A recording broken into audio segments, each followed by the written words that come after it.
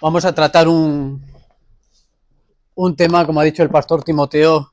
Cada uno tenemos luchas en esta vida, pero qué bueno es el Señor, que siempre nos da esperanza en medio de las pruebas, en medio de las adversidades y en medio de las luchas que sufrimos.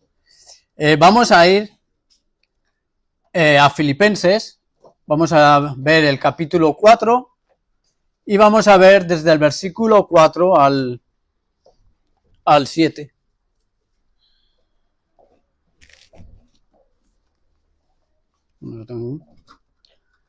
¿Ya lo tienen, amados hermanos? ¿Sí? A ver, voy a dejar un poquito de tiempo.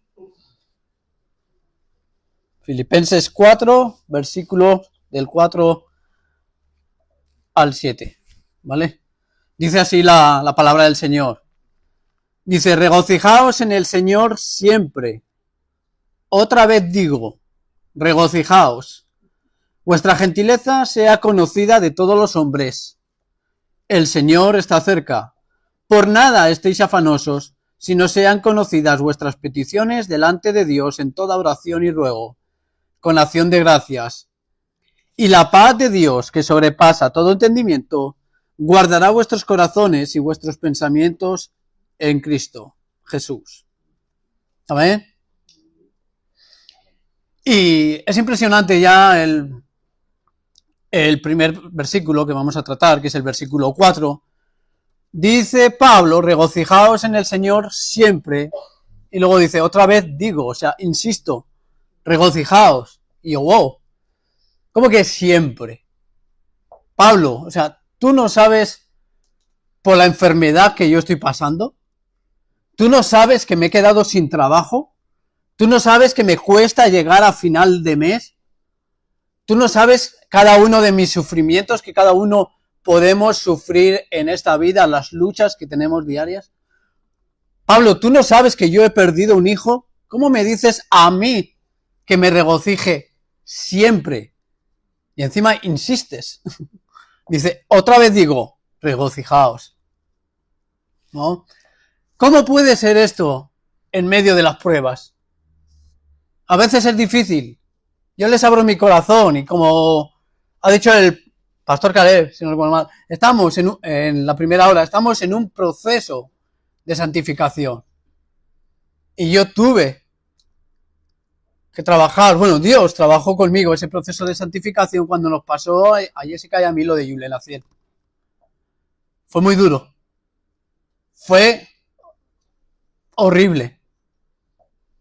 Me acuerdo de la mala noticia y cuando íbamos a las visitas de ginecología, nos trataban como, no sé cómo decirlo, los últimos. Nos dejaban los últimos. Cuando no había nadie, ahí es cuando querían tratar con nosotros.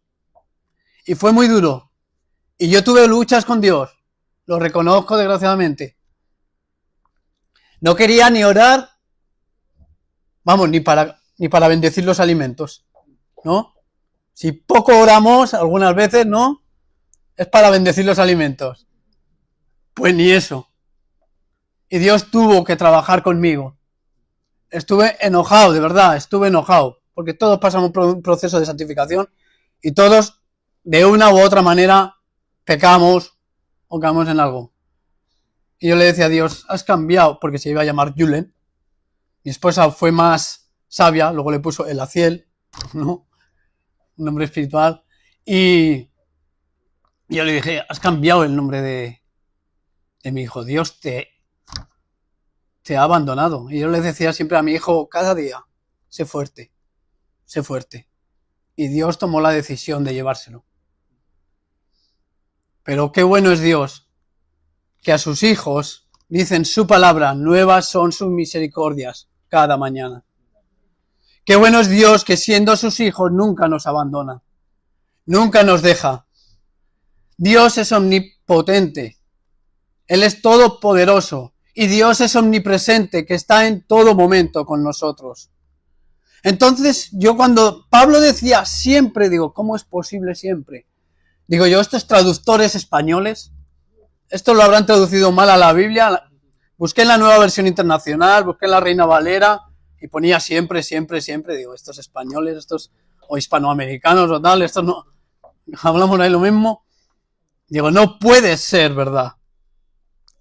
¿Y a dónde hay que ir? Pues fui al griego, porque el Nuevo Testamento está escrito en griego. Y la palabra es pantote. Pantote. Ahí les dejo la... No digo. Y la definición primera es siempre. Digo, vaya. Todos. En todo momento. Y luego leí la definición segunda y me gustó. Ponía cada cuándo. Digo yo, bueno, eso me gusta más. Cada cuando tenga trabajo, cada cuando tenga salud, cada cuando esté bien. Pero ustedes ven un punto aquí. Hay una coma. No hay un punto para que nos imaginemos cada cuando me vaya a mí bien, cuando yo tenga salud, cuando yo tenga dinero, cuando esté bien la familia, no. Coma. El gozo en un pozo, es decir, todas las veces. Y eso significa, nos vaya bien, nos vaya mal, tengamos dinero, tengamos escasez, tengamos salud o tengamos enfermedad. Siempre tenemos que tener gozo en el Señor. Y eso significa que el gozo cristiano es una actitud constante. Es una actitud constante y una decisión. No es una emoción pasajera. No depende de las circunstancias por las que estemos pasando, ni las dificultades. Se debe cultivar en todo momento, sea cual sea la adversidad, sea cual sea la situación por la que estemos pasando, tenemos que cultivar ese gozo cristiano. Y tenemos que mantenernos confiados y agradecidos al Señor. Es una decisión, como digo, como pongo ahí, es una actitud perseverante de nuestra parte y una decisión que debemos de tomar. Esto es como el matrimonio, en cierta manera. Todos nos hemos casado por sentimientos, ¿no? ¿Nos ha gustado algo de nuestra esposa o nos ha gustado algo de nuestro esposo? Que es muy trabajador, que cocina bien, que es, tiene un cuerpo atlético, que es bonita, ¿no? ¿No? He hecho cuerpo atlético viendo a Dani, ¿no? Y cada uno es por algo que ha habido esos sentimientos. Pero déjame decirte que el matrimonio, si te basas en esos sentimientos, se va a hundir. ¿Por qué? Porque algún día eso va a desaparecer. El cuerpo desaparece, el pelo también. A veces estamos bien y otras veces estamos mal, y si nos movemos por sentimientos, pues al final la relación, si nos fijamos en las emociones, si dejamos guiar nuestro matrimonio por las emociones, al final pues va a haber riñas, discusiones, alejamientos, falta de perdón, rencor, etcétera, etcétera, etcétera. Pero el amor es una decisión constante cada día, porque nuestras emociones y nuestros sentimientos van cambiando cada día, ¿no? A veces con la esposa estás bien por la mañana y por la tarde, uy, ¿qué le ha pasado? Se ha transformado. Se ha transformado, no sabes quién es. A veces tú con el marido prefieres hablar con la pared en vez de con tu marido porque te presta más atención, ¿no? Pero es que a la mañana ha tenido un bonito detalle conmigo, ¿no? Y vamos así, como una montaña rusa. Pero en el matrimonio tenemos que tener una decisión de guiar nuestro corazón a la palabra de Dios y que sea quien guíe nuestro matrimonio. Y con esto pasa lo mismo. Tenemos que tomar una decisión. Y como viene ahí, no es por nuestras fuerzas, porque los sentimientos, ¿qué nos llevan cuando tenemos problemas? Nos lleva a ansiedad, nos lleva a preocupaciones. Eso nos destruye, nos hace mal, hasta produce enfermedad en nosotros. Cuando nos dejamos llevar por la situación por la que estamos pasando adversa. Esa nos hace muy mal. Pero claro, la solución bien nos lo dice en este pasaje, porque esto que yo digo de actitud, de una disposición, por supuesto no creas que depende de nosotros. Porque si depende de nosotros, acabamos en la ansiedad, en preocupaciones, en problemas. ¿Y por qué acabamos así? Porque le decimos a Dios, quiero ser independiente. Quiero hacerlo a mi manera, a mi modo. O no te quiero molestar en estas cositas pequeñas. O mejor me arreglo yo, que tú. No confiamos en el Señor. Pero tenemos la solución, que es, dice en el último versículo, en el versículo, perdón, en el 7, y la paz de Dios que sobrepasa todo entendimiento guardará vuestros corazones y vuestros pensamientos en Cristo Jesús. Y en el primer versículo que dice, regocijaos en el Señor. Esto es, cuando podemos regocijarnos, no es por nuestras fuerzas, no es por nada que podamos hacer nosotros, es por Cristo Jesús. Los cristianos podemos tener ese gozo por Cristo Jesús, porque Cristo Jesús murió por cada uno de nosotros y nos ha librado del pecado.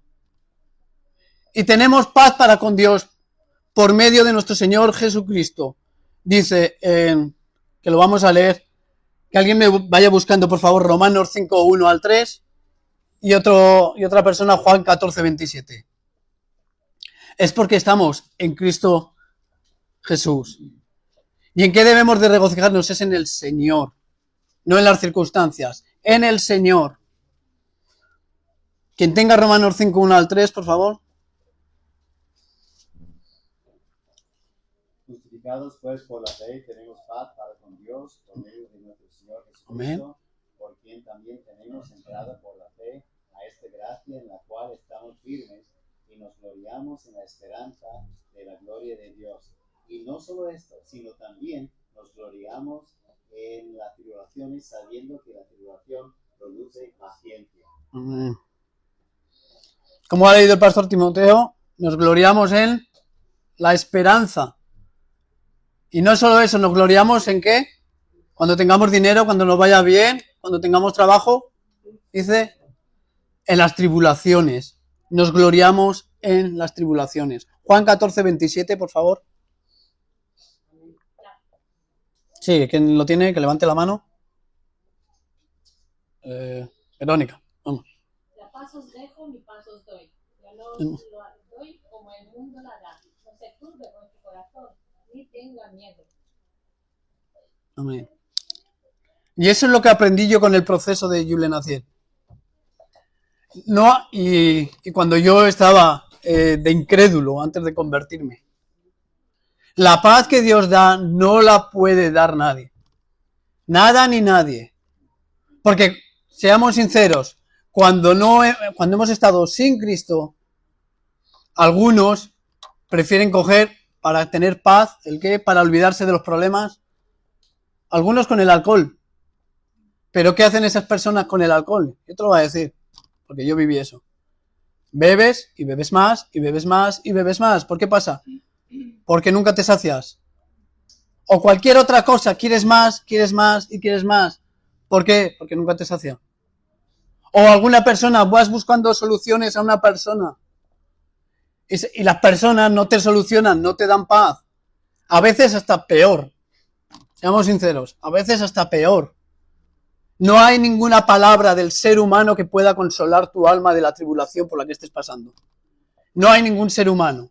Y respeto las profesiones de psicólogos y demás, pero no hay ningún ser humano aquí en la tierra, ni lo ha habido ni lo va a haber, que pueda saciar el corazón y las preocupaciones que tiene nuestra alma.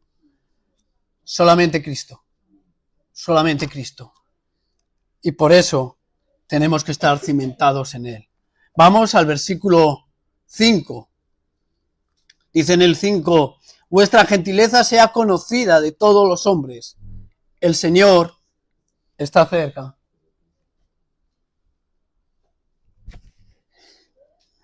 O sea, dice que seamos bondadosos, que nuestra amabilidad sea evidente a todos, que tengamos, digamos, una actitud de benevolencia. Y yo leía este versículo y los comparaba con el anterior y con los que vienen después, digo, ¿qué tiene que ver esto? ¿no? Porque habla de no afanarnos, habla de nosotros mismos, de regocijarnos. ¿Qué tiene que ver esto con los demás? Pues tiene que ver mucho. Tiene que ver mucho. ¿Por qué? Porque si nos dejamos ser, digamos, como el mundo, aunque no somos extraterrestres, pero hablamos así, si nos dejamos guiar como personas que a veces no son cristianas, lo que nosotros digamos a los demás, contagiamos. Contagiamos. Si tú tienes, si a ti te toca la lotería, a que tú estás con alegría, ya que tú vas a todos los amigos y todo, ya que lo celebran contigo. Igual de la envidia están por dentro, ¿no? Pero lo celebran contigo. Y con lo malo pasa lo mismo. Contagiamos incluso lo malo. Y no debemos de reaccionar así. Hay una situación, antes que he hablado de los matrimonios, y cosas que no deberíamos hacer así. Por ejemplo, en el trabajo. Un día de trabajo duro. Por cierta cosa hemos sufrido. O no sé. Yo, por ejemplo, cuando estaba en lo de la zona azul, ahí no te tratan todos de bonito. Algunos sí que te dicen gracias, pero otros no. Otros bonito no te dicen. Te dicen cositas, vamos, finas. Pero yo no puedo ir a casa, salir al trabajo, llegar a casa, sentarme al sofá, hablar a mi mujer y decirle, déjame en paz. Hoy he tenido un día mal, ¿no? No podemos ser como a veces como los de fuera. Si hemos tenido un problema en el trabajo, desgraciadamente, o problemas que tenemos, desgraciadamente lo pagan quienes, los seres más queridos. Y eso como cristianos no debería de ser en nuestra vida así. No deberíamos de comportarnos así. Y yo, por ejemplo, en eso no. En otras cosas sí que fallo, Jessica lo puede decir. Pero en ese yo lo prometí a Jessica. Lo que yo tendría en el trabajo, lo tenía en el trabajo, y cuando llegaba a casa, ahí no estaba el trabajo. Y no podemos dejar que las circunstancias nos puedan, que nos gobiernen. Y otra cosa que también hacemos mal a veces. ¿Queremos evangelizar? ¿Queremos que las personas se salven? ¿Y cómo hacemos para que las personas se salven? Nosotros, dice Pablo, que somos cartas abiertas. Entonces en nosotros hay un testimonio. Y como ha dicho el pastor Caleb, ¿no? Esta mañana. Y la hermana Yuli. Todos somos maestros. Al final todos somos maestros. Pero ¿qué es lo que estamos enseñando? Si tú eres cristiano o cristiana y le vas contando a aquel incrédulo, a tu amigo, a tu familiar, tus problemas, lo que estás sufriendo y todo, y luego le estás hablando de un Dios de paz, de un Dios de gozo, de un Dios que salva, ¿tú crees que esta persona se va a convertir? ¿Tú crees que te va a decir, ¡ay, qué bueno es tu Dios! ¿Tú crees que lo va a hacer? No. No lo va a hacer porque no lo transmites. ¿Está mal contar nuestros problemas? No está mal contar nuestros problemas, pero hay que cambiarles el enfoque. Yo ahora no tengo trabajo. Yo ahora no tengo dinero, pero Dios proveerá. Hay que contar. Sí, puedes contar el problema, pero cuenta la esperanza que tú tienes en Cristo Jesús. Y ahí sí se van a convertir. Pero si le cuentas tus problemas, al final pues le van a contagiar. Y digo, ¿para qué quiero ese Dios que tú me estás predicando? Si te veo a ti cabizbajo, si te veo todo el rato ahí triste, ¿no? Y ese es el problema que tenemos, que a veces andamos cojos por la vida o como raperos, ¿no? Que andaban así los raperos, ¿no? Andamos con un pie en Cristo y andamos con un pie en el mundo. Andamos viendo a Dios y andamos viendo las circunstancias del mundo. Y eso no puede ser así. Y una cosa, si queremos conocer la paz del Señor, conozcamos al Señor totalmente. No nos conformemos con migajas de Él. No nos conformemos con migajas de Él. A veces llegamos el domingo, a veces podemos decir qué bien el mensaje, qué bien que he estado con los hermanos, qué bien los pasteles de Dani, qué bien me la he pasado. Dios me ha hablado es esta mañana, pero llega el lunes, llega mañana y ya es una cosa diferente, ¿no? Y nos conformamos con migajas. Con la palabra que ha pasado el domingo, vale, para esa tarde igual. Para ese día, ¿no? De tú. Pero ya para mañana como que cambia. No nos conformemos con migajas. No nos conformemos con los miércoles, con orar aquí. No nos conformemos simplemente con los domingos. O con conferencias que se van a hacer, como se hacen ayer, digo, o estudios. No nos conformemos solamente a migajas. Tenemos la palabra de Dios. Y vuelvo a repetir, como ha dicho el pastor Caleb, porque ha sido muy referido todo lo que a eso. Es imposible que llegamos a un buen lugar teniendo el mapa y no mirarlo. No vamos a llegar. Olvídate. Vamos a seguir. Dice, el Señor está cerca. ¿No está abierto, no? El Señor está cerca. Dice en su palabra, Santiago 5:8, por favor, que alguien me lo busque. Y Apocalipsis 22, 12, por favor.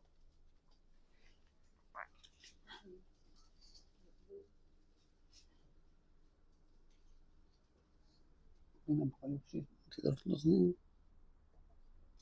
12.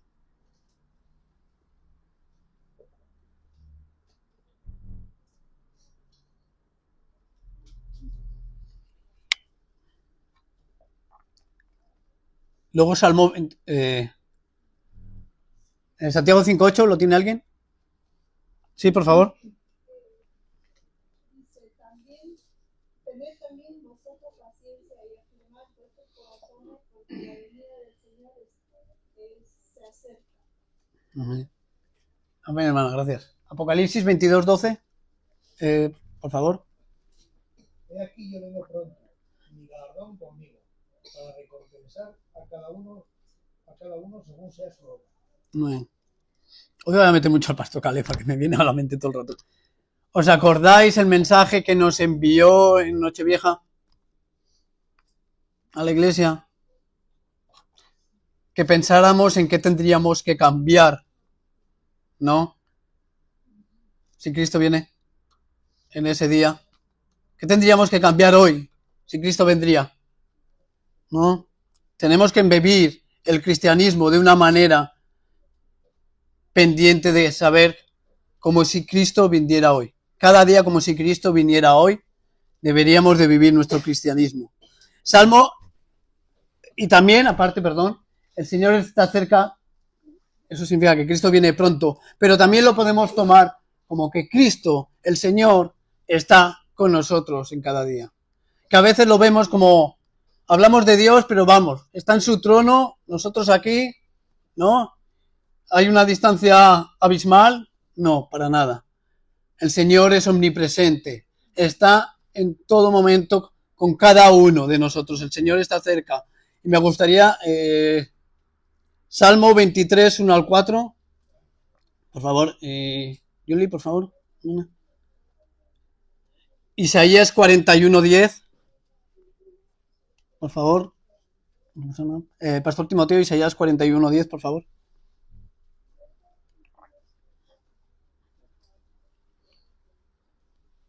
Sí, por favor. Jehová es mi pastor, nada me faltará. Amén. En lugares de delicados pastos me hará descansar. Amén. Junto a aguas de reposo me pastoreará. Confortará mi alma. Me guiará por sendas de justicia por amor de su nombre. Aunque ande en valle de sombra de muerte, no temeré mal alguno, porque tú estarás conmigo. Tu vara y tu callado me infundirán aliento. Amén. ¿Qué empieza diciendo el salmista? Jehová es mi pastor y nada me faltará. Y al último que dice, aunque ande en valle de sombra de muerte,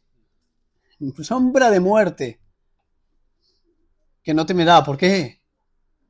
Porque Él anda con el salmista y anda con cada uno de nosotros. Isaías 41:10, por favor, Pastor Timoteo. No temas, porque yo estoy contigo. Amén. No desmayes, porque yo soy tu Dios que te esfuerza. Siempre te ayudaré, siempre te sustentaré con con la diestra de mi justicia. Amén. Y voy a leer yo Apocalipsis 21, versículos 3 y 4. Lo voy a leer en la nueva versión internacional. Que dice así: oí una potente voz que provenía del trono y decía: aquí, entre los seres humanos, está el santuario de Dios. Él habitará en medio de ellos, y ellos serán su pueblo. Dios mismo estará con ellos, y será su Dios. Versículo 4. Hermano y hermana, escucha bien. Él enjugará toda lágrima de los ojos. Ya no habrá muerte, ni llanto, tampoco lamento ni dolor, porque las primeras cosas han dejado de existir. Amén. Esto es pasajero. Pablo no está diciendo aquí que regocijarnos siempre. Es como, creo que suelen hacer sectas y eso de el positivismo o el poder de la mente, que son capaces de decirte que si tú estás enfermo, tú... No estoy enfermo, no me pasa. No tengo gripe. No se trata de eso. Se trata de que sí, de que tenemos problemas, de que tenemos que luchar esta vida, pero de que Jesús nunca nos abandona, de que Jesús está presente con cada uno de nosotros y de que Jesús en cada circunstancia de las que estemos pasando tiene promesas para cada uno de nosotros. Tiene promesas para cada uno de nosotros. Hay esperanza en Cristo Jesús. No hay esperanza ni en ti ni en mí. No hay esperanza ni en ningún psicólogo, ni en ninguna persona de este mundo. Hay esperanza en Cristo. ¿Hasta cuándo? ¿Hasta cuándo no vamos a confiar en Dios? ¿Hasta cuándo Jesús va a tener que decir, como le decía a los discípulos, ¿hasta cuándo os voy a tener que soportar? ¿No? ¿Qué paciencia tiene el Señor con nosotros? Nos ha dado el mapa, nos ha dado de su amor, que murió en la cruz por cada uno de nosotros, y nos ha dado su palabra, y nos ha dado la iglesia, que es como un pedacito de cielo. Lo que pasa es que todavía seguimos aquí siendo pecadores. Y tenemos este proceso de santificación, estos ministerios o departamentos, dádivas, como digamos, de gracia, ¿no? Y tenemos que aprovechar. Vamos al versículo 6.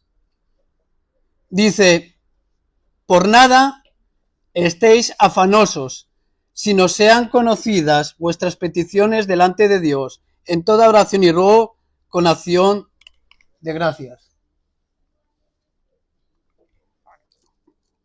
¿Qué es la oración? ¿Tienen ahí?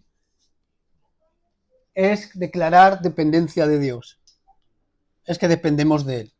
Y aquí Pablo no es selectivo. Pablo dice: no os preocupéis por nada. Nosotros como creyentes debemos dejar la ansiedad y la preocupación. Porque ¿saben qué estamos haciendo cuando nos dejamos llevar por la preocupación y por la ansiedad y por todos los problemas que nos pasan en la vida? A veces igual no lo vemos así, pero es la realidad. A veces vemos que si mentimos, pecamos. Que si vemos cosas en el ordenador que no tendríamos que ver, pecamos. Que si robamos, pecamos. Pero déjame decirte que si desconfiamos de Dios, pecamos. ¿Saben lo que es pecar? Errar en el blanco. Entonces, tenemos que creer en su palabra. La falta de oración revela autosuficiencia, que todo lo podemos. En resumen, que nosotros somos Dios. Que nosotros todo lo queremos. Y orar es, como digo, declarar dependencia de Dios. Y tenemos que orar con gratitud. Es fe anticipada. Dice en Hebreos 11:6, por favor, alguien. Es pues la fe, la certeza de lo que se espera, la convicción de lo que no se ve. Y en el 6 dice: pero sin fe es imposible agradar a Dios, porque es necesario que el que se acerca a Dios crea que le hay y que es galardonador de los que le buscan. Amén.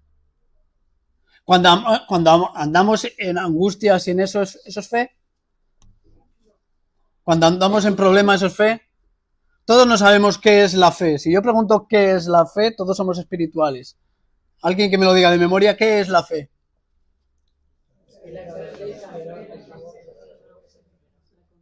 Qué bien lo sabemos, ¿eh? Y qué poco lo vivimos. Qué bien lo sabemos, ¿no?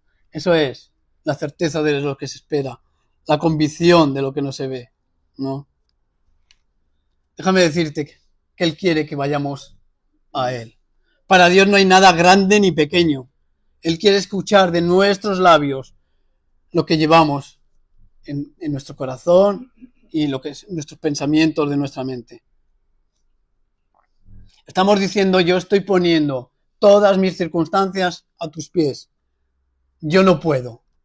Es dejar el saco de los problemas ante los pies del Señor, en su trono, e irnos y descansar.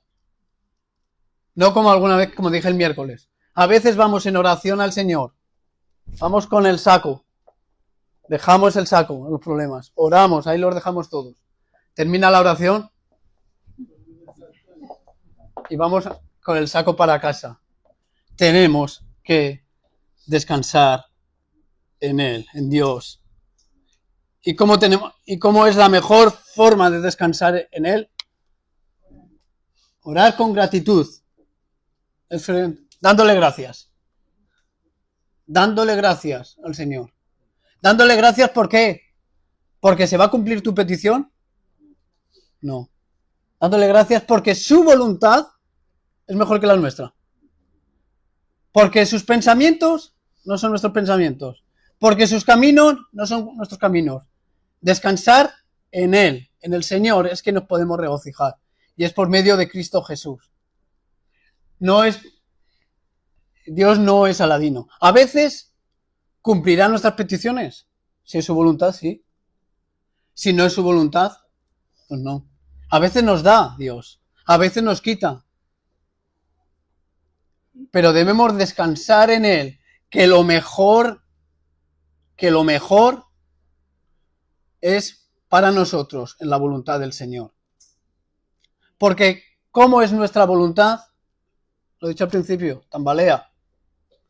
Así a veces vivimos un cristianismo tambaleante, cojos, por mirar en Cristo, en su palabra, el domingo y el lunes estamos mirando los problemas. Pero en Él, en su voluntad, ¿cómo es su voluntad? ¿Cómo es Dios? ¿Cómo dice su palabra que es su voluntad? ¿Buena? ¿Agradable? Perfecta. No imperfecta, perfecta. Que Él nunca falla y que lo mejor, repito, quiere para nosotros. A veces si tenemos estos problemas que nos suele suceder de incredulidad, tenemos que decir como el padre que pidió sanación por su muchacho a Jesús, le dijo, creo, pero ayúdame en mi incredulidad. Era como nos pasa a nosotros, ¿no? A veces tenemos un momento de fe y dudas a la vez, que nos suele pasar, ¿verdad? Pidamos al Señor Jesús que nos ayude en nuestra incredulidad. Y podéis decir, bueno, y todo es muy bien esto, es muy bonito hablarlo, ¿no? Bonita la teoría.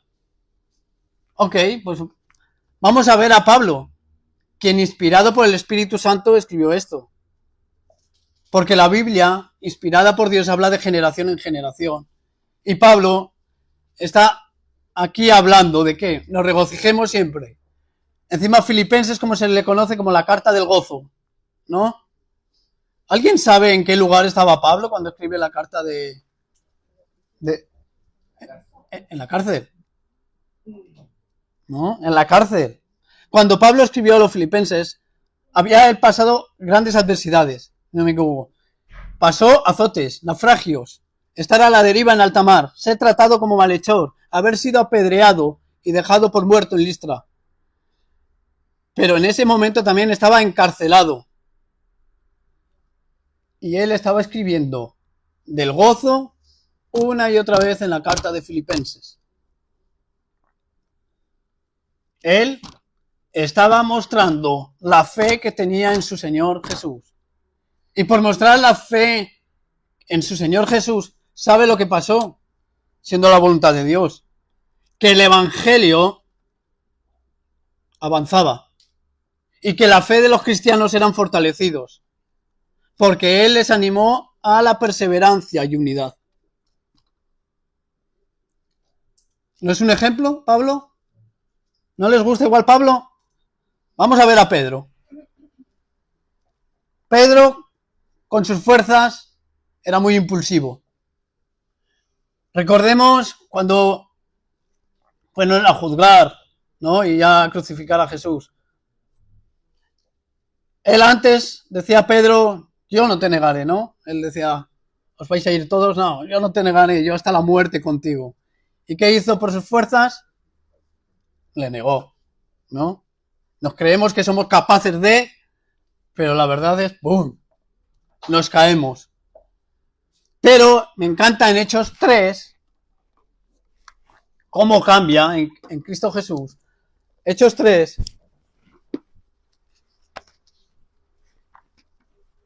y versículo 13. Si no lo he puesto mal. Hechos 3, versículo 13.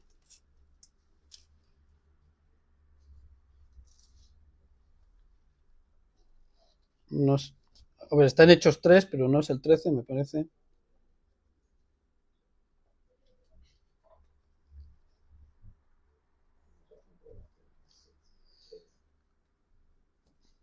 Bueno, de todas formas es Hechos 3 en general. O sea, vemos que en Hechos 3, Juan y Pedro. 3.3. 3.3, ¿no? 3.3. No, 3.3 no. 19 habéis dicho. Bueno.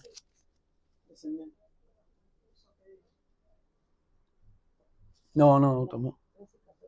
No hay uno que habla de la esperanza, habla del ánimo de ellos. Pero bueno, aquí por ejemplo Pedro y Juan estaban en la cárcel.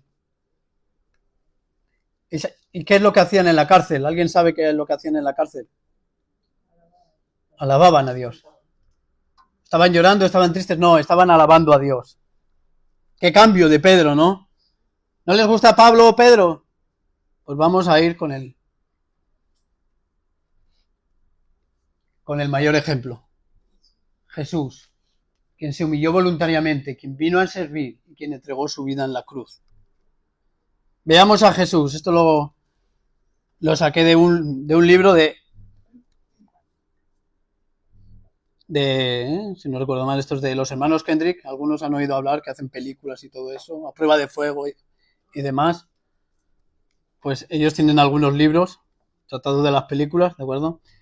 Y dijo así, como Dios tenía todo el derecho de negarse a transformarse en hombre, pero cedió y lo hizo, porque estaba dispuesto. Tenía derecho a que toda la humanidad lo sirviera, pero en cambio vino a servirnos. Tenía derecho a vivir en paz y seguridad, pero voluntariamente entregó su vida por nuestros pecados. Incluso accedió a soportar la tortura penosa de la cruz. Amó, cooperó y estuvo dispuesto a hacer la voluntad de su Padre en vez de la suya. En vistas de este testimonio increíble, la Biblia nos instruye con una frase que resume todo. Haya en vosotros esta actitud que hubo también en Cristo Jesús. Cuando Jesús estaba en la cruz, cuando estuvo ahí en el monte del Calvario, cuando estuvo sufriendo, ¿no? ¿Qué dijo? Hágase tu voluntad. Si puedes pasar de mí la copa, pero hágase tu voluntad y no la mía. ¿Quieren un ejemplo? Esta iglesia lo ha pasado mal. Lo hemos pasado mal. Hemos tenido golpes. Y uno reciente. Y hemos tenido golpes. Algunos no sé si conocen todos a Jonathan y Hannah. Algunos no llegaron a conocer igual a su hijo. Todavía me acuerdo cuando el pastor Caleb me llamó, en una noche, una videollamada. Yo me quedé petrificado cuando me dio la noticia. Yo no sabía qué decir. Fue un dolor terrible, para nosotros, como iglesia, lo que soportamos. Imagínense a ellos como padres. Y se fueron allá a Estados Unidos, en Cincinnati, a mirar. ¿Me quieren decir qué está haciendo Jonathan ahora mismo y Hannah ahora en los Estados Unidos? ¿Se quedaron en casa? ¿Abandonaron la fe? ¿O están dando testimonio de lo que está sucediendo, lo que está haciendo Cristo en esta iglesia? Yendo en gira de iglesia en iglesia, hablando de la obra de Cristo que está haciendo aquí en Logroño.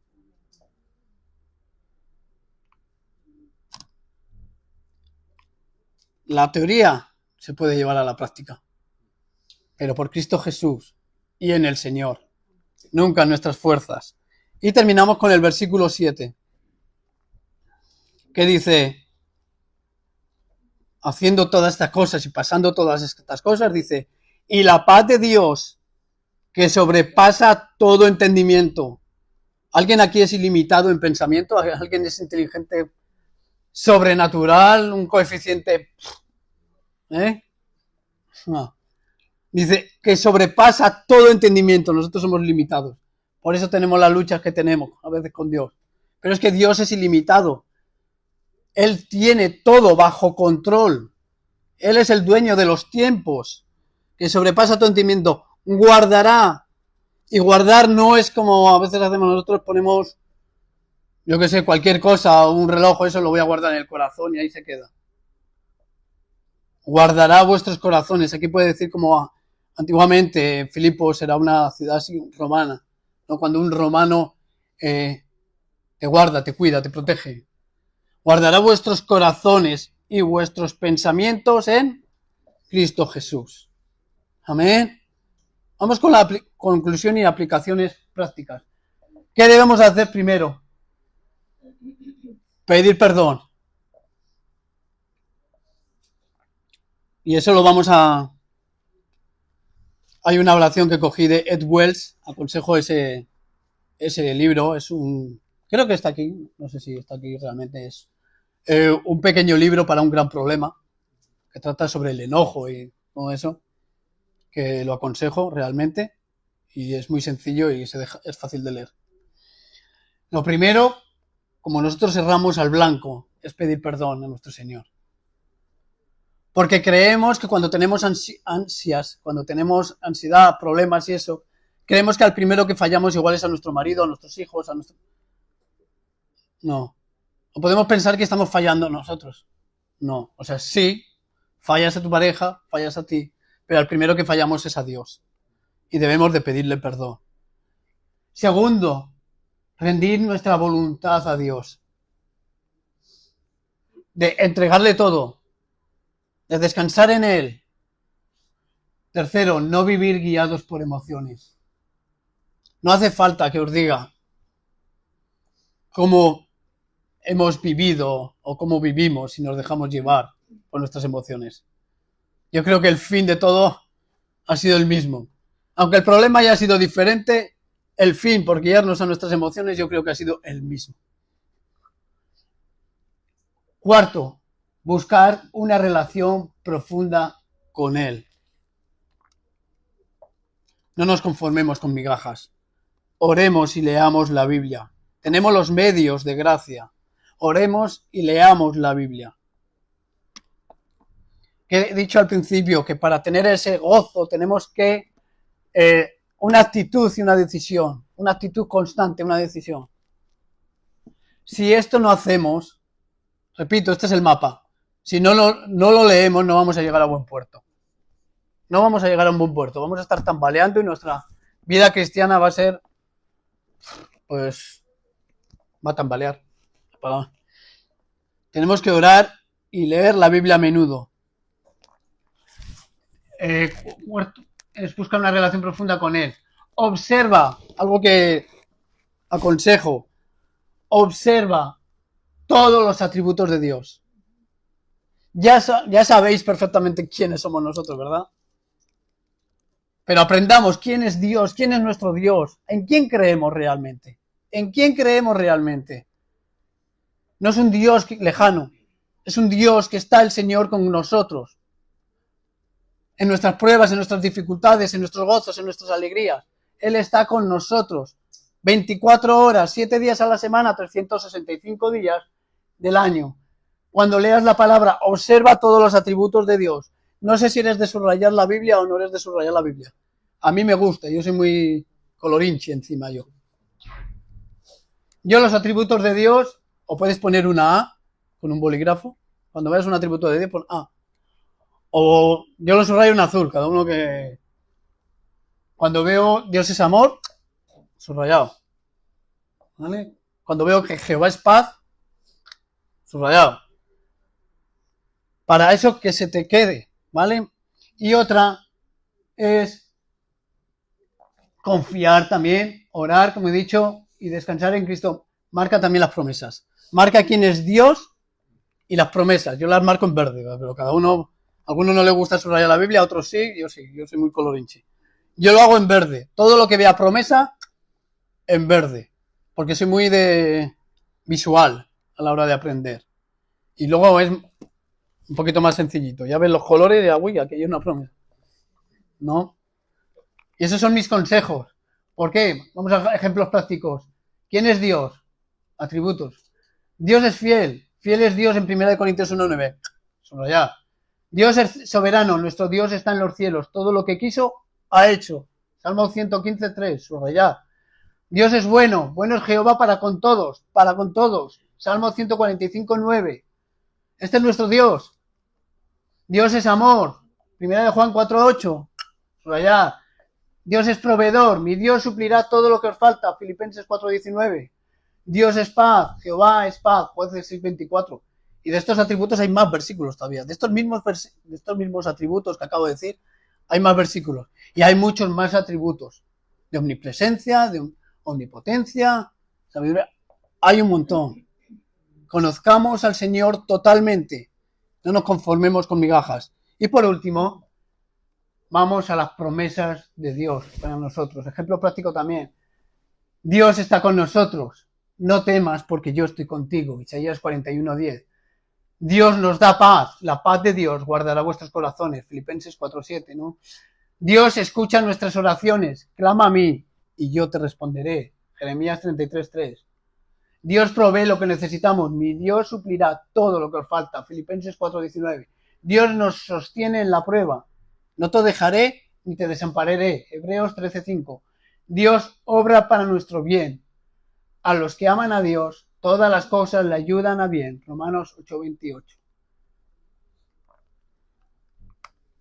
Y así, y hay muchísimas más promesas. Muchísimas más promesas. Dicen que miles de promesas hay en la Biblia. O sea, fíjate.